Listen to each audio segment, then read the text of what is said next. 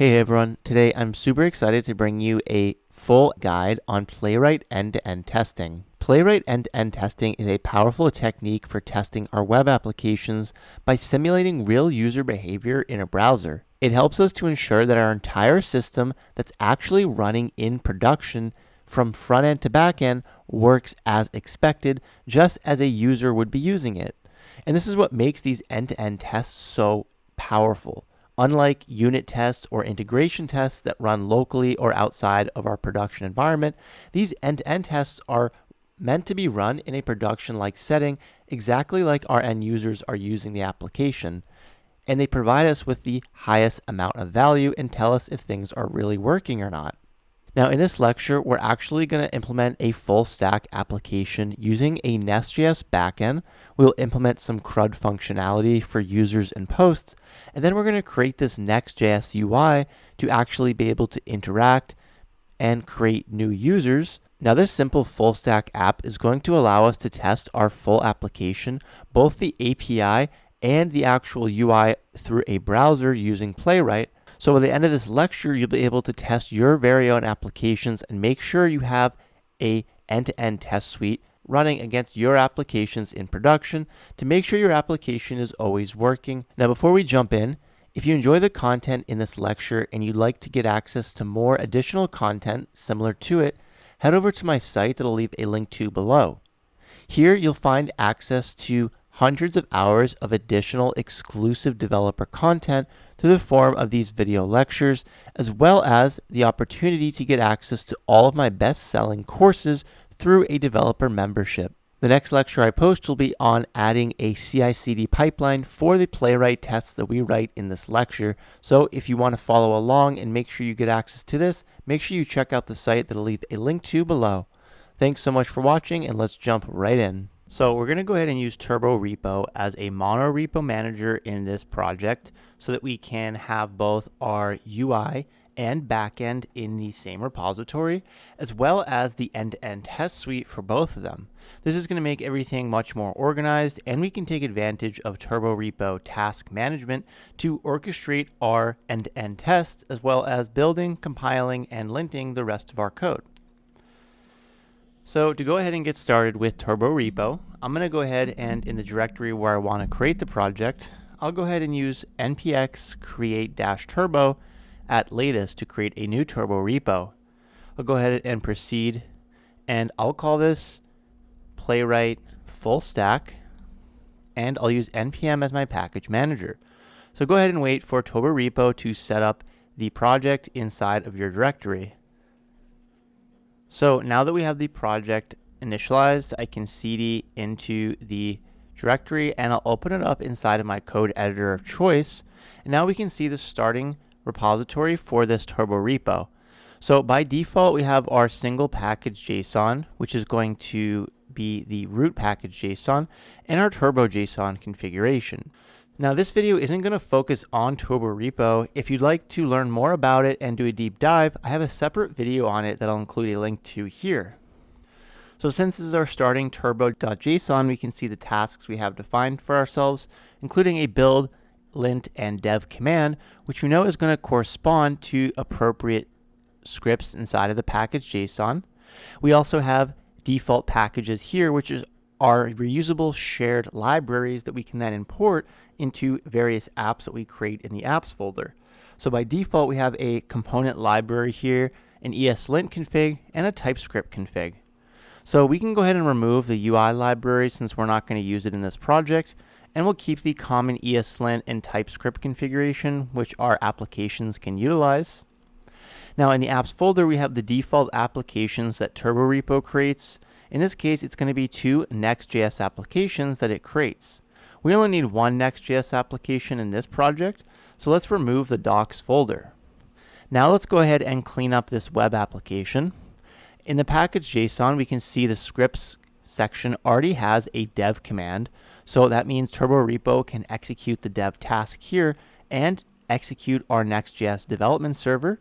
We're also going to go ahead and remove the dependency for our shared UI library in dependencies object here since we're no longer using it. And now let's go ahead and go inside of the app directory and look inside of our page.tsx. So this is going to be some starting home component that Next.js creates for us. I want to go ahead and delete all of the JSX inside of here, and let's go ahead and simply export our own component now. Let's just start off with a simple empty home component. So go ahead and export default function home, and here let's just return empty JSX expression for now. We can also go ahead and remove the page module CSS, which we won't use. We'll keep the default layout.tsx, which we know is rendering our root HTML, body, and children here. And finally, in our global CSS, let's remove everything from in here since we don't need it. So now we should have a minimal, viable Turborepo with a single Next.js application. Let's go ahead and try actually starting the development server, which we can do by executing the turbo command at the root and then running the dev command, which we know is a Turborepo task we have defined in our turbo JSON and a respective task defined in the Next.js application. So now when we run turbo dev, we will start that Next.js development server and have it ready on localhost 3000. So now at localhost 3000, you can see I have the development server running and we have just this empty white page, which is exactly what we want to start off our project. So now we have the front end running. Let's go ahead and generate the NestJS backend.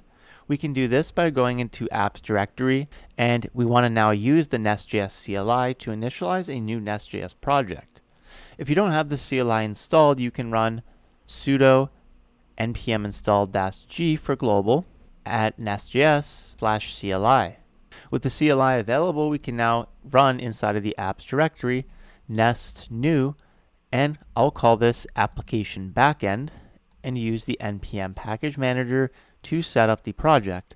So this will go ahead and create the new NestJS application. Let's go ahead and let it complete. Alright, so now that NestJS has generated, we can go back to our VS Code, and now inside of apps we also see this backend folder, which is the NestJS server, which is great, sitting alongside with the UI. There's a couple things we want to do now that we've generated it. So cd into the backend folder, and firstly remove the .git directory inside of backend. Since it's a monorepo, we'll just use the git folder at the root, and same for the node modules folder. And so now we can go back to the root of the application, and let's go ahead and update our NestJS server. So in here we have the package JSON for NestJS with all the starting scripts that comes by default. Now, NestJS start dev command is how we normally start our development server, by starting the Nest development server with watch. However, we want to rename this command to be just dev, so it aligns with our Turborepo dev command and will get executed when we run turbo dev. Additionally, we also want to go ahead and update our Next.js application to listen on a different port. So we know in our source folder main ts, we're starting our Nest.js application inside of Bootstrap, and in here we actually listen for the given port for HTTP traffic. Now by default this is port 3000. I want to change this to be a different port, 3001, so we don't conflict with our Next.js UI. So now that a NestJS backend has been generated, we also can see the app module that we're instantiating here in Bootstrap. Here we have the app controller defined and the app service. The app controller, as we know, is defining a simple get route, returning a get hello from our injected app service, and in app service we're returning hello world string. So we should have this HTTP route exposed once we start up the server. Let's go ahead and give this a try back at the root of our Turborepo. I'll make sure we rerun npm install once again, and then now we can rerun turbo dev command to start up development server for both Next.js and now the NestJS backend as well, and we can flip between them. Back in the browser, refresh to still see our Next.js server, but now I can also go to localhost 3001, which is where our NestJS backend is now listening, and since our default get route is exposed here, we can see it actually returning the hello world string from our app controller. So this is great. It means we have both our UI and backend successfully running inside of this Turborepo. Now at this point, I want to add some functionality, some CRUD functionality to our Nest backend and implement a UI for it. so that we can finally add some Playwright testing to both of it and make sure we have end-to-end test coverage for our application. So in our NestJS backend, we're going to generate some basic CRUD functionality to create some users and posts. Let's go ahead and start off by deleting our app service and our app controller files, since we're not actually going to use these. And in our app module, make sure we update the imports here. So now we have this cleaned up. Let's go ahead and use the CLI to generate some new code for us. So we can cd into apps backend, and now in here we can reuse the Nest CLI to go ahead and firstly generate a new module. So let's go ahead and generate a users module and a module for posts. So now we have two new modules, and the app module has been updated to import them. Let's go ahead and generate controllers for each of them so that we can expose HTTP traffic for each of these resources. So we'll generate a controller for posts and pass no spec, since I don't want a unit test for these generated right now. This will create the controller and update the module for it. So we can generate this for posts and users. And now finally, let's do the same thing here for the service file, where we're going to keep the business logic for each of these resources. So I'll generate one for users and one for posts. So now, thanks to this Nest CLI, we can see back in the backend, we have the app module, which is now importing the new users module and posts module. Each of these are coming in from the respective folders here. So the users module is going to expose the users controller, and here is an empty users controller prefixed with users, and an empty user service where we'll inject that business logic into, and then the same thing for the posts module. So now that we have these two new modules, the controllers and services, let's add some basic CRUD functionality to both of them so that we can actually test it out using Playwright. So let's head back into our users controller, where in here I want to go ahead and write two new routes. The first will be a get route, so we'll use the @get decorator and create a get all method. And in here we're going to use the user service. So let's go ahead and inject this in the constructor. We'll add the private read-only user service of type user service. And now I want to go ahead and return this .user service .find all to find all the users. And then we'll have a post route here called async create user, which is going to go ahead and add a new user to our server. Now in this example, we're just going to use an in-memory array to simply store the users. We can also define a DTO now, a data transfer object, inside of users folder for the create users request. So I'll create a DTO folder and add a create user.dto. And now let's define this class create user DTO. In here, we'll define the properties that we pass when creating a new user for this route. So I'll just add the email. In our case, I'll use a user's name here as both string values. And now we can extract this in the create user route with the @body decorator, which will extract the request body from the incoming request. And we know this will be of type create user DTO and reference that new type that we just created.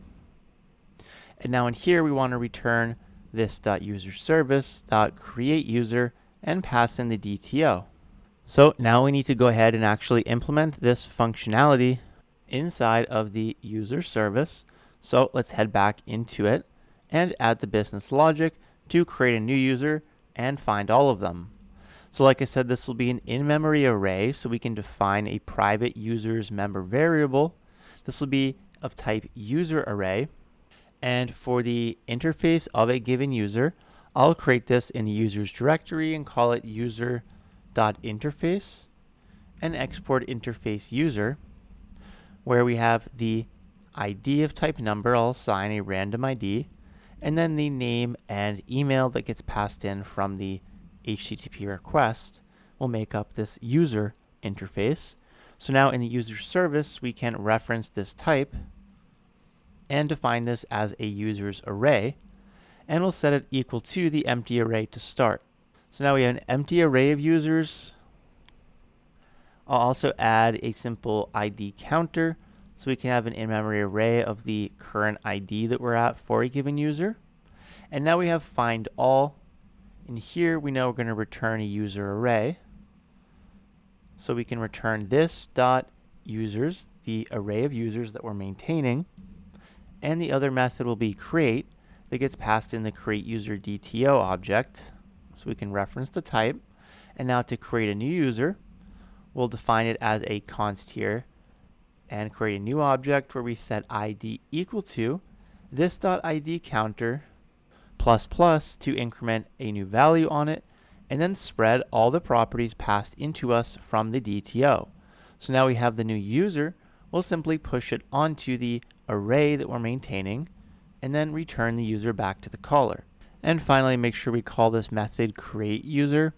So now if we go back to our users controller, we can see we no longer have any errors. We can also remove the redundant async here. And now our users controller is complete, and we have the ability to create a new user and get back all the users. Let's go ahead and finally implement this functionality for the posts. So I'll open up the post controller and we'll add the same sort of routes. So we'll add a get route in here called get all and return this .post service .find all. Now again, make sure we go ahead and inject the post service through our constructor, where we know we're going to keep the business logic to actually do this. So go ahead and add the post service. So that'll retrieve all posts. And again, add a post route here called create, extract a body, and now we'll define the create post DTO just like we did for users. So I'll create a new DTO directory, add a create post.dto, and export it as a class create post DTO. Now for a given post, we'll go ahead and supply a title of type string and content of type string. So we're extracting this from the request body thanks to the @body decorator, and we'll call this create post DTO and reference the type we just created, and finally pass it into the post service as create post method and pass in the create post DTO. So now let's go to the post service and finally implement this logic just like we did for users. I'll add a new private posts member variable. Now I also want to define a new interface for posts. So I'll create a post interface inside of the posts folder.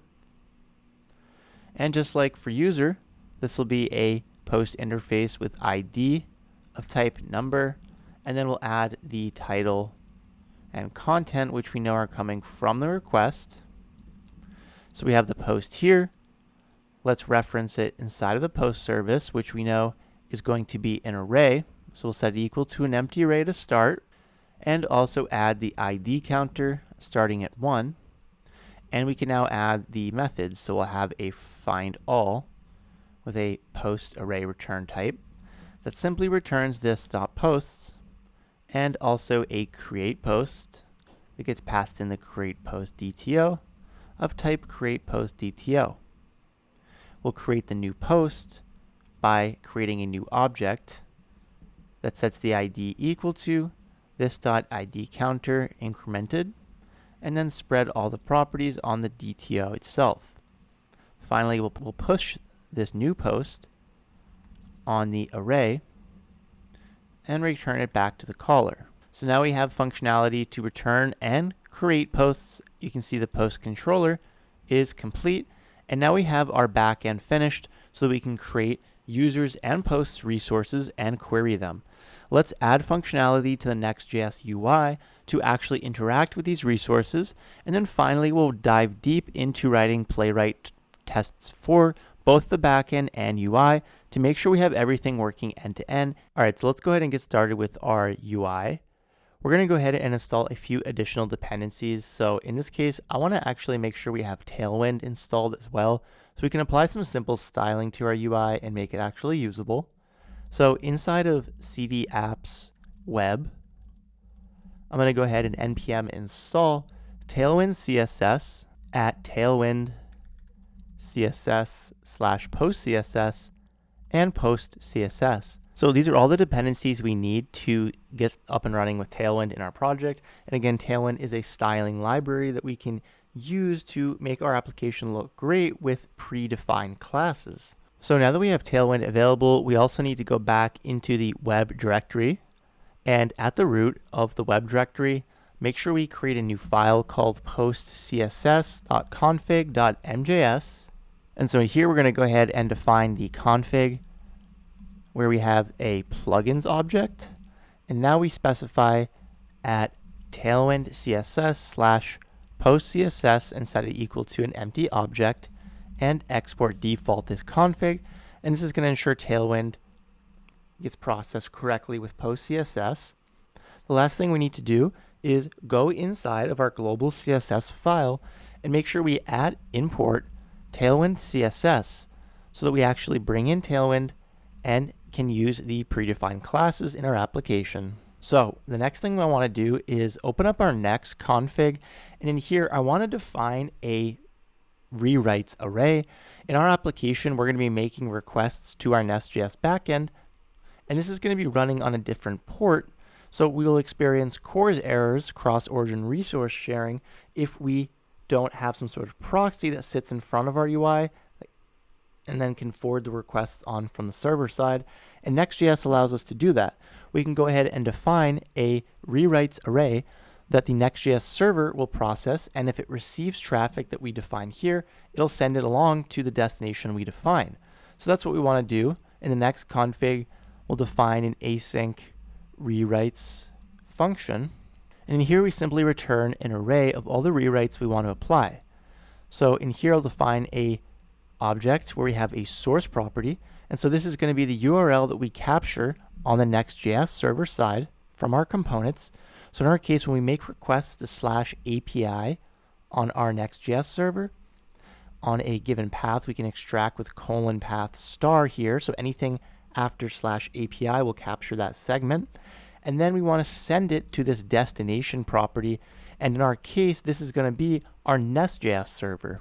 In our case, we know this is going to be at HTTP localhost 3000, which is where our Nest.js server is running, 3001. And then we pass the path here that we have defined in the source. So that's going to make sure that we capture any traffic after /API and forward it along to our Nest.js server here on localhost 3001. And that's going to ensure we don't run into any CORS errors when we make requests to the backend. So now we have everything we need to start developing this UI. Let's go ahead and in the web directory, open up our page.tsx, which we know is our home page. So in here, I want to define two links that we can click on that'll take us to a posts and users page where we'll have our CRUD functionality to create and display different posts and users. And of course, this is the same functionality we'll want to test out with Playwright later on. So let's go ahead and return a root div inside of here. And now we can use Tailwind CSS styling to apply class names here and have these predefined styles apply. So I'm going to use min height screen, background gray of 50. I'll also give this a flex box and set the flex box to column. Use item center to align the items in the center, as well as justify center. And finally, padding 4 to give it some padding. So now we have this container element. We're also going to go ahead and add a new div with a separate class name of text4xl to make this a large text. We'll also give this a font bold. And finally, text gray 800 with margin bottom of 6. And in here, we'll just input the name of our application, full stack Playwright demo. So now we have the Playwright demo defined. Let's go ahead and create our navigation. So I'll use a nav tag here. So inside of this nav, we're going to have an unordered list, and I'll give this a class name of flex and space x to give it some horizontal spacing. And now inside of the unordered list, we'll have a list item here for our first navigation element, and this is going to use the Next.js link component where we can specify the href property, And this will be the route we navigate to. So in our case, this will be the users page, which we have not defined yet, but we will later on. Inside of this link, I'll specify a span with a class name of text blue 600 and hover underline so that we have some effects on the navigation element, and I'll call it users here. I'll go ahead and copy this list element one more time, and now we'll supply /posts instead and change the text. So let's see what this looks like now. Make sure in the root of our project we're actually running everything by running our turbo dev command. So both servers are now up and running. I'll go to localhost 3000, and now you can see our full stack Playwright demo page here with some nice basic styling thanks to Tailwind CSS. We have these two links that go to either the users or posts page. Now, of course, these are throwing 404s because we don't have these pages defined yet. Let's go ahead and add them so we can finally finish up and add our CRUD functionality. All right, so next up, let's implement our users page first. So we'll go into the root of the project. And since we're using the Next.js app directory approach, we're going to have this file-based router system. So we're going to create a new directory in app called users, and that'll correspond to the user's route that we'll be able to navigate to. So now inside of users, we'll create the page.tsx, which gets rendered at the root of this given path. So at /users, we're going to render this component. So we'll go ahead and export default function, call this users page. So now in the users page, let's go ahead and set up some state that we're going to need to actually record the given users and form elements we're going to use. So we'll use useState in this case, which means we're going to need client-side interactivity. To do this in Next.js, we're going to use the useClient directive at the top of the file to make sure this gets rendered on the client side because we're using React useState here. So here we're going to go ahead and have the given users and a set users and use useState from React, and this will maintain the list of users that we currently have. We can also go ahead and define the interface we know we have for a given user, and that's going to be the ID of type number, name string, and email string as well. So now we can provide this type to the set users. Go ahead and pass in the user array type. And by default, this will be equal to an empty array when the component first renders. We're also going to track state for a name and set name. So this is going to be the form element the user provides to actually enter their name to create a new user. And then we'll have one for email as well. So we'll have email and set email set equal to useState with an empty string to start. The next thing we want to do is actually fetch the users from our backend on component mount. So I'll go ahead and define a new const fetch users function and set it equal to async function. And inside of this function, we're now going to call our backend. So I'll create a new const response, set it equal to await fetch. We'll use the fetch API. And now we're going to call /API/users, which we know is where our users API is defined in our NestJS backend. And remember, since we set up this rewrite rule in Next.js, this /API request is going to get forwarded on to our NestJS backend. So now we have the response back from the server. Let's extract the data on it by calling res.json to extract the JSON body. And then we can finally call setUsers and pass the data onto it, which will be the users coming back from the server. So now that we have this function, let's make sure we call it inside of useEffect from React, which we know gets called when the component first mounts if we have an empty dependency array here. And inside, we'll simply call fetchUsers now to fetch the users from the backend. I also want to go ahead and define a handleSubmit function, which is the function we're going to invoke when we submit our form to create a new user. So inside of here, we'll get access to the event, which will be a React form event object. And inside of here, we want to then call our backend to create this new user. So firstly, we'll call prevent default on the event so that we don't submit the form and reload the page. Then we'll call await fetch /API users.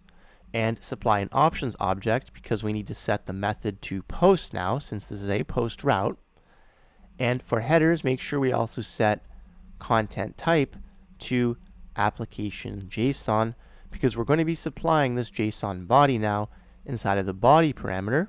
And this body will be json.stringify and pass in a new object where we pass the name and email from a React use state.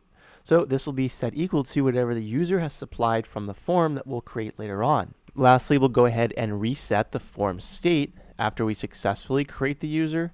So we'll set email and set name to empty string. And then I want to recall our fetch users function to fetch the latest users from the backend, which we know should now contain this user we just created. So now we have all the functionality here. Let's finally return some JSX to render the users and a form element to create a new one. All right, so let's go ahead and return this JSX. So I'm going to go ahead and return a root div, and we'll supply a class name to it of min height screen again, set background to white, and give it a padding of 6. Inside of this div, we'll now supply h1 with a class name of text 3XL, font semi-bold, and margin bottom 4. And in here, we'll just have the user string. Next up, we'll have the actual form element itself, and make sure we replace action here with the onSubmit handler and pass it our handle submit function that we've already set up. I'll also supply a class name to the form of margin bottom 6 space y4. Now inside of this form, I'll have another div with all of the inputs. So we'll supply input type text, placeholder will be name. I'll supply a class name of border, rounded, px3, py2, and width full. So this input will supply the user's name. Make sure we also supply the value here of type name, and we'll listen for changes using the onChangeListener, which gets past the event, the HTML event object, and we'll call setName to update the name with eTarget.value, which is the new name that the user has supplied. So now this input is complete. We'll copy this div with the input and paste it in again so that we can reuse it for now the email. So we'll change the placeholder to email. The type can also be email for some client-side validation. And make sure we change the value out for email as well, and change setName to set email. Finally, outside of this last div, we'll create the button to actually submit the form. So make sure we set type submit so it triggers the form submit handler. And we'll supply this with a class name of background blue 600, text white, px4, py2, rounded, hover, background blue 700. And inside of the button, I'll have the text of add user. So now we have the form to create a new user. Lastly, I'll render here an unordered list to render the users we have. I'll give this a class name of space y2 for some vertical spacing. And now in here, we'll render out an expression where we map over the users. So we'll extract a single user here from inside of the map and return a JSX expression for a single user. So here we need to have the list item and make sure we supply a key of the user.id. We'll also supply a class name of p2 for some padding and rounded. Finally, we'll have two span elements in here. The first one, I'll have a class name of font medium, and I'll supply the user.name for this given user. We'll have one more span. In this class name, I'll give it of italic and supply the user.email. So now we should have a complete users component to create the new user and render all the users that we've already created. Let's go ahead and check it out back localhost 3000. If I click on users, you can now see this form that we have. And if I enter in the form now with a test user and add it, you can see that we've successfully sent the request to our backend, and we can see the new user populated below. So this is excellent. It means our component is working end to end. If I refresh the page here, you can see we still get the users pulled back since it's saved inside of our NestJS Backend in-memory array. So now we've completed users. Let's go ahead and finish up by adding our post component, and then we can add some Playwright tests to test our backend and UI functionality out end to end. Now finally, I also want to make the list item here flex and flex column to make sure we align it correctly. All right, so our post component is going to be very similar to users. So I'll simply copy our users page, and in our app directory, let's create another folder for posts and create the page.tsx and paste in the users page. So now I'll change this to be posts page. Let's change the interface for a user to be post. And now we'll update the properties so we know we have the title of type string and the content of type string. We'll also go ahead and update our state. So we have the posts and set posts with the post interface now. We also then have the title and set title. And finally, content and set content. We'll go ahead and change fetch users now to be fetch posts instead, and we'll retrieve from API/posts as well. Update the set users call to be set posts instead, so now we're setting the posts, and we'll now update handle submit, so fetch the data from API/posts and pass in the title and content. We'll also update set here to reset the title and post and content. Make sure we call fetch posts, as well as updating it in useEffect. Let's go ahead and update our JSX now. So I'll change the title to be posts, and our input will change here as well. So the name will change to a placeholder of title, and I'll change the value to be title, and the onChange listener to be set title as well. Go ahead and update the email now as well. So this should be type text. Next up, to update the content here, I actually want to change this to be a text area so we have more space for our posts. So we have text area. We can remove the type property. Placeholder, I'll change to content, and update the value to be content and onChange to be set content. So now we have this complete. Finally, let's change the button to be add post, and when we iterate over and display the posts, we now need to update the variable. We'll change this to posts and post, and update the properties here to reference the post that we're iterating over. And of course, also change the properties, so post.title and post.content. Now, instead of making this italic, I'll just give it margin top of 2 and text gray of 700. I'm also going to change the post title here, class name, to be text XL and font bold. So now this component should be complete. Let's head back to our demo and click on posts. Now you can see the post page here. I'll go ahead and add some dummy content to this post and go ahead and create it. And now you can see we have our post title and content, which is great. I just want to update the content to make sure it's underneath the title. So we'll change the list item here to be flex and flex column. And now we can see the content is underneath the title. And I can create another post and see it displayed. And if we refresh, we can still see the post. So this is great. So now we have our example application UI working connected to our backend. It's time to now actually write Playwright tests to test the functionality of our backend as well as the UI here.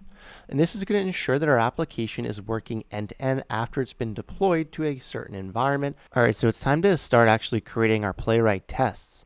To do this in our Turborepo, I want to actually add this inside of our packages folder, since I'm going to use a single library to host all of our Playwright tests. So let's go ahead and back in our terminal, let's go ahead and cd into packages. And in here, we're going to go ahead and make dir called end-to-end and cd into it. So this is where we'll initialize the Playwright installation. In here, we can go ahead and run npm init playwright at latest. Go ahead and proceed to allow Playwright to initialize a new project in this repository. We'll go ahead and choose TypeScript. We can take the default for all these options.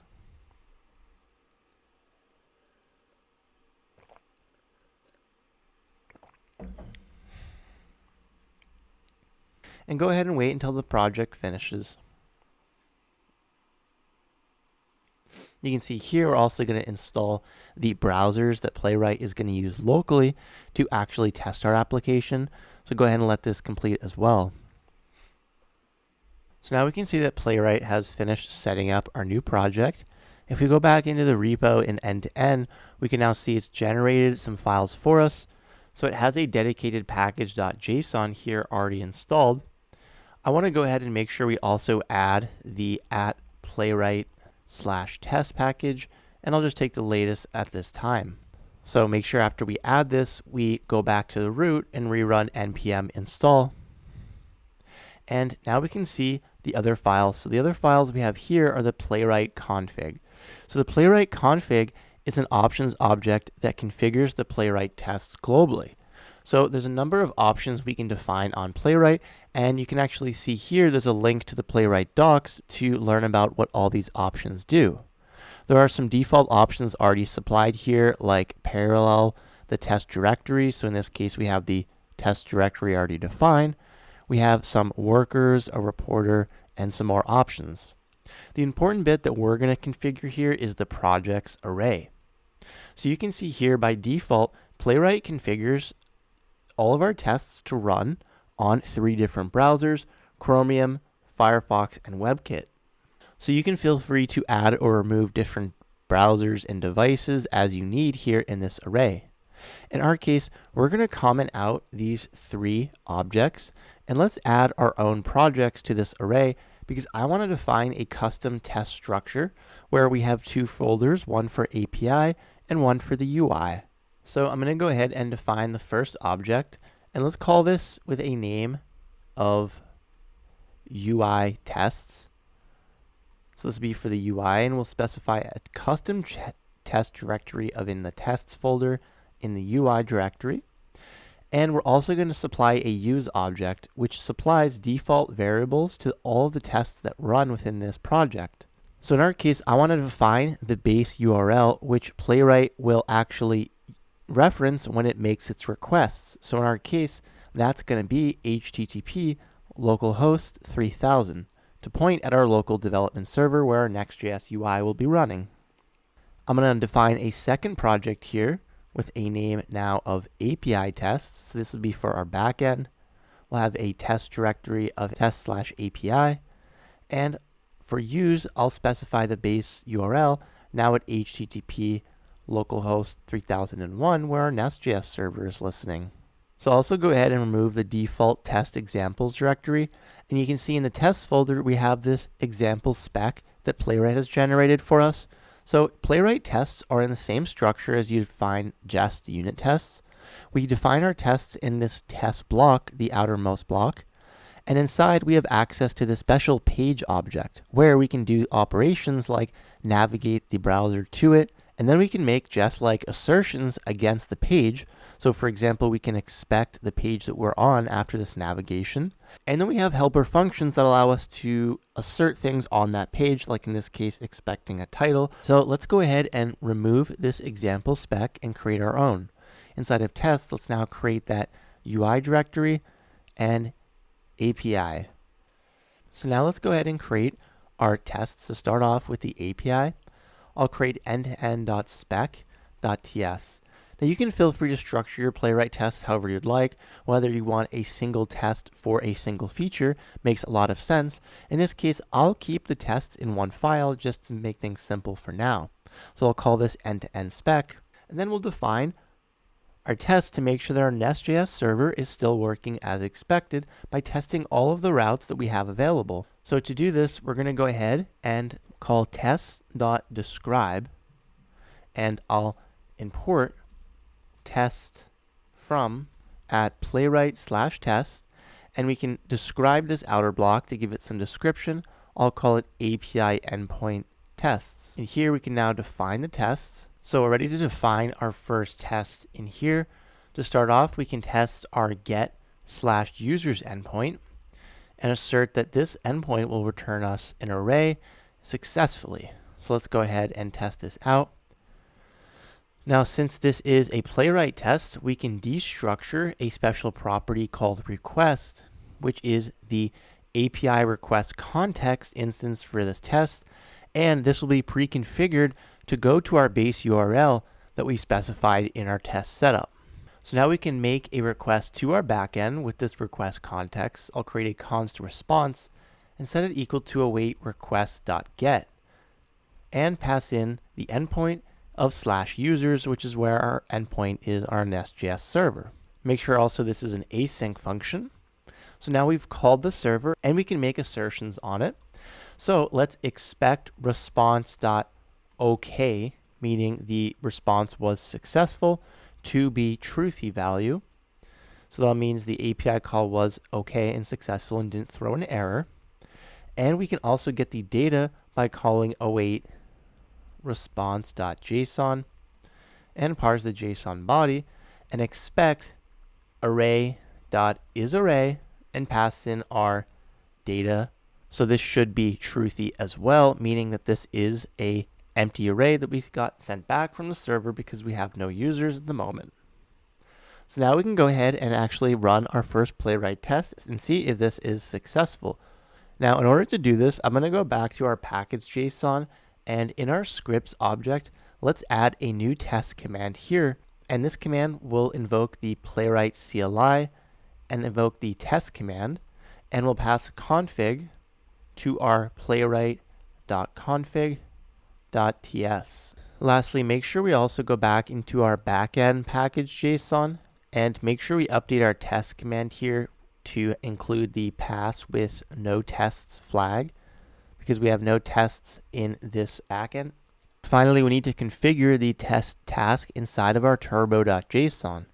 So open this up at the root and add a new test task and define this object where we'll specify a depends on array where we'll include _test, which essentially means execute all the dependencies of test before running it. Now back in our terminal, make sure we go ahead and start up our development servers by running turbo dev. So we have our backend running, and then in a new terminal window in the same directory, make sure we now run the turbo test command. This will go ahead and execute our Playwright tests, and it'll automatically open up the results inside of a new local host URL. Now finally, make sure we also import expect from Playwright test so that it is defined. So now I've gone ahead and executed the turbo test command. Test command was successful. Now to see the results of this latest test run, make sure we cd into packages end to end. And now in this directory, we can run npx playwright show report. And this will show us the results of the latest test. And it'll open it up in the browser. So you can see here that our test report is showing that our end-to-end spec was successful.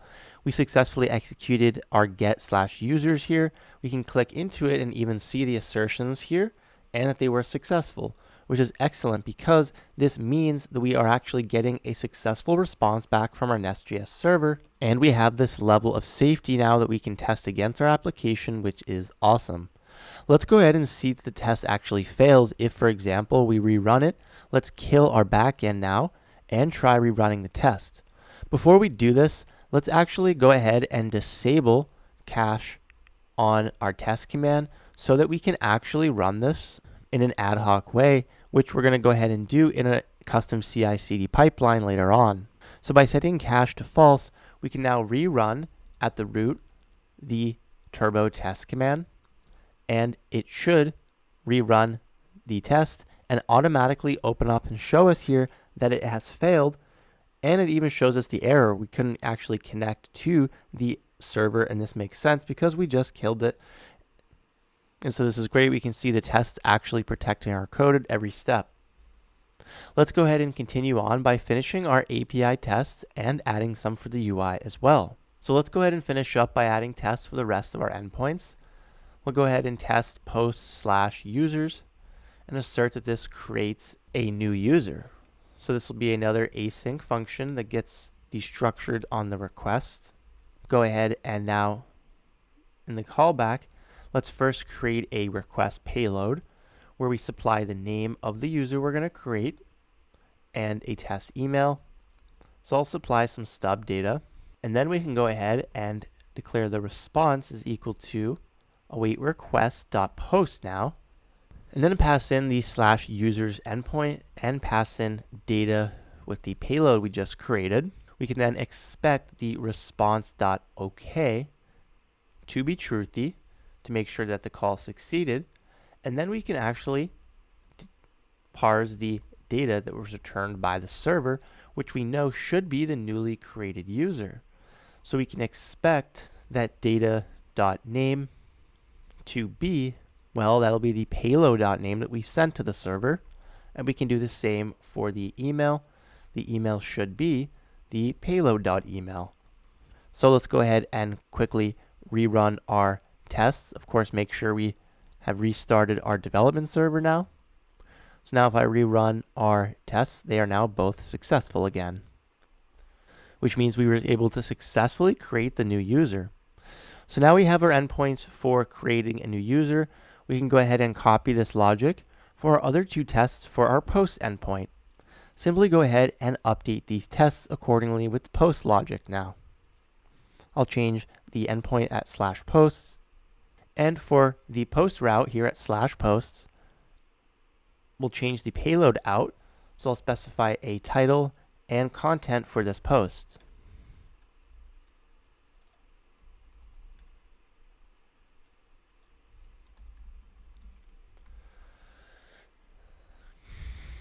Then we'll go ahead and also update the assertions here, so expect data.title and content matches the payload.title and payload.content. Let's go ahead and rerun the test to make sure that they're still passing. So that's great, means that we have successfully set up tests against all of our endpoints.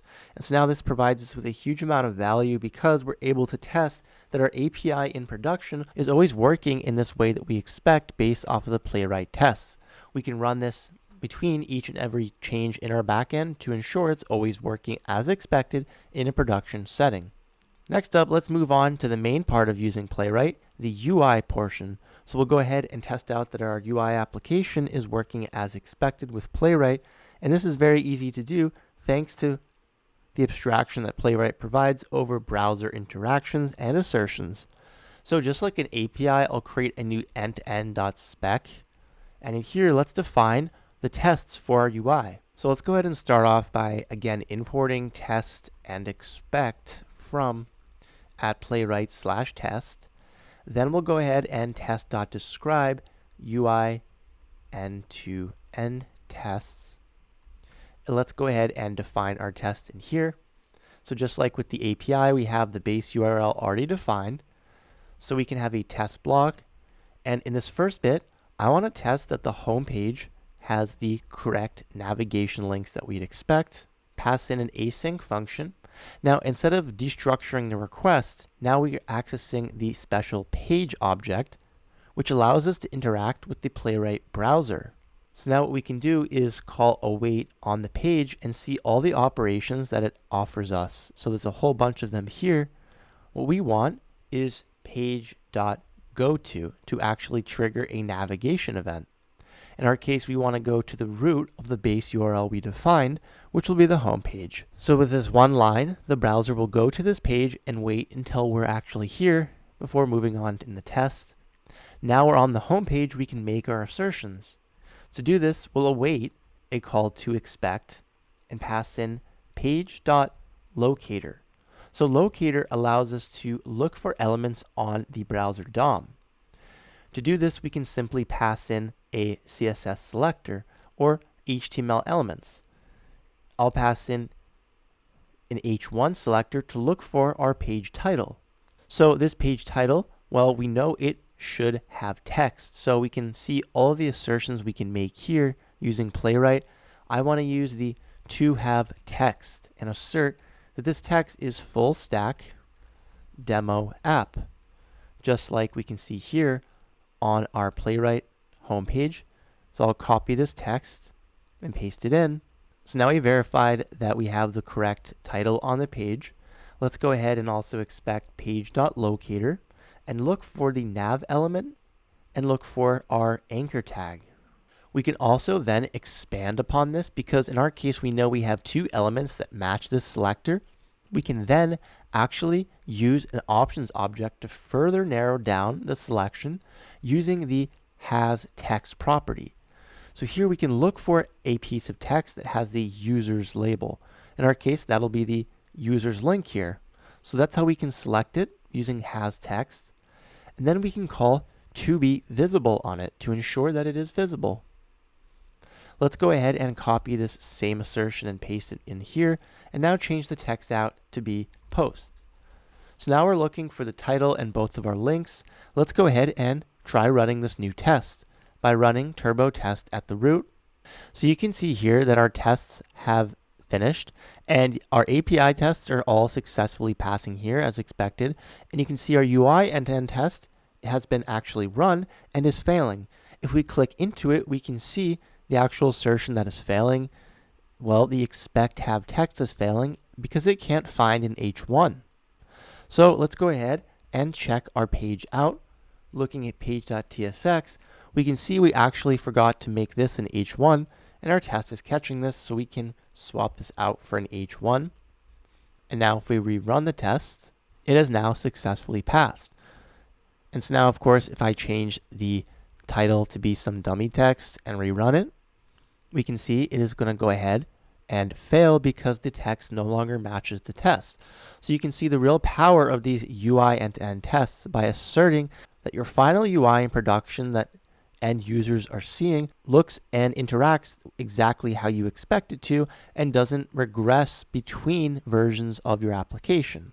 So of course I'll revert this, and if we rerun the tests now, you can see that they all successfully passed.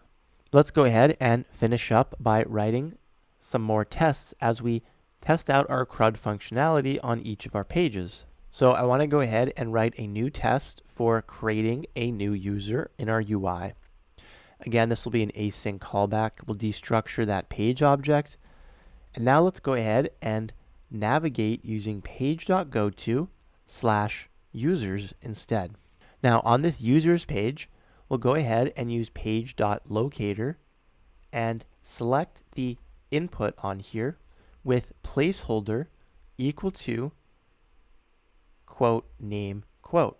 So this is going to select our name input, and then we can use the .fill function and supply a dummy name here. I'll supply Alice.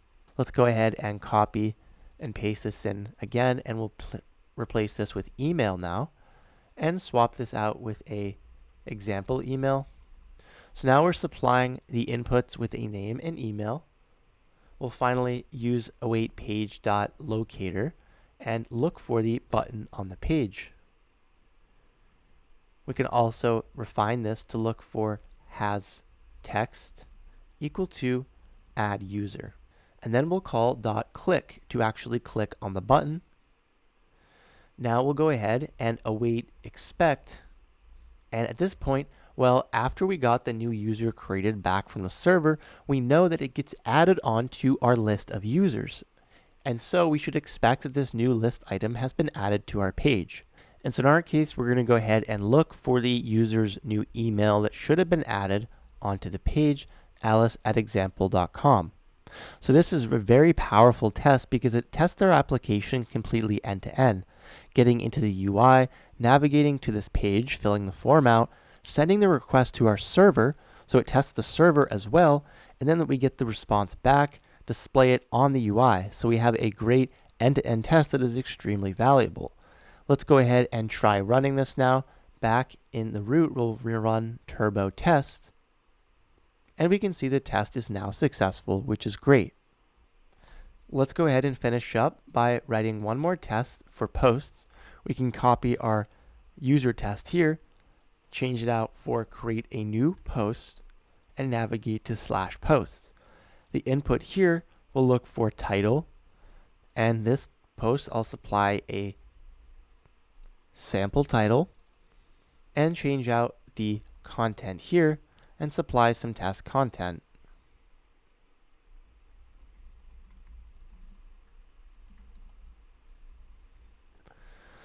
Finally, change the button has text filter to be add post, and now we'll expect the list item to has text to be new post, the post that got returned from the server.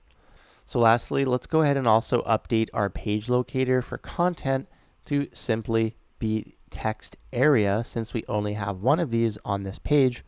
So now you can see our tests are still successfully passing. And now if we cd into packages end to end, we can rerun the npx playwright show-report and see that our entire test suite is passing end to end. And so this is super valuable to have as part of our application workflow.